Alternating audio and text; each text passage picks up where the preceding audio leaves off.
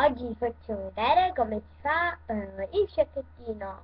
Per fortuna non ce l'ho qui, l'ho dimenticato a casa. Niente. Comunque, continuiamo.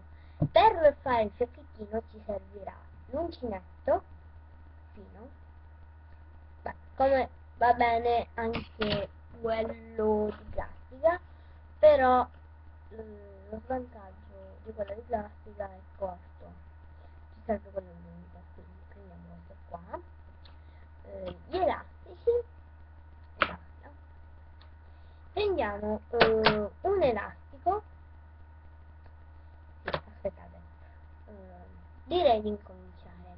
Un bacio e ciao, vi lascio il tutorial. Bene,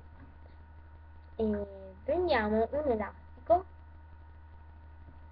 prendiamo degli elastici e li mettiamo così, così, anche di tutti i colori va bene. Scusate, io ce li ho qua e quindi mi viene difficile.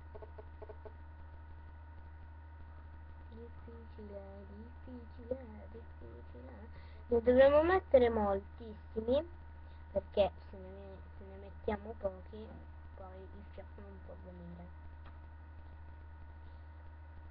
Questa è una mia invenzione, non so come sono riuscita, però è il modo più semplice per fare. Mettiamo altri, non so, aspettate, ingarbugliati. Non vanno bene quelli ingarbugliati, infatti già ce n'ho uno ingarbugliato, perché poi non verrebbe bene il fiocco. Credo che basti, no? No. Altri, ce ne mettiamo altri due, così altri due per dire. Ecco. Ora prendiamo un elastico al nostro piacere e lo mettiamo, aspettate, lo mettiamo così e spingiamo tutti gli elastici così. Aspettate, prendiamo e mettiamo così, poi mettiamo un elastico sopra l'altro e tiriamo così e possiamo sganciarlo nel nostro uncinetto tirando un po' di più senza che l'elastico si rompa. Facciamo così. No, sta uscendo, scusatemi, sta uscendo, non so perché esce, forse dovremmo fare di nuovo. Boh.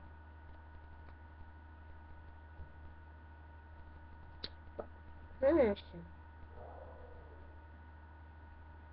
Tiriamo benissimo perché senza rompere l'elastico, perché a me esce. Beh. Comunque prendiamo così, aspettate, non mi ricordo, aspettate, no, prendiamo un elastico, un altro elastico del colore che volete voi, io prendo l'asso, no? E lo giriamo per 3 volte o 2, ecco, 3 volte. Prendiamo il centro dove lo volete dividere voi e lo mettiamo qui, così, ecco, fatto, più o meno, ecco, così, anche se non è ben perfetto, gli elastici sono lì. Spero che vi sia piaciuto, un bacio e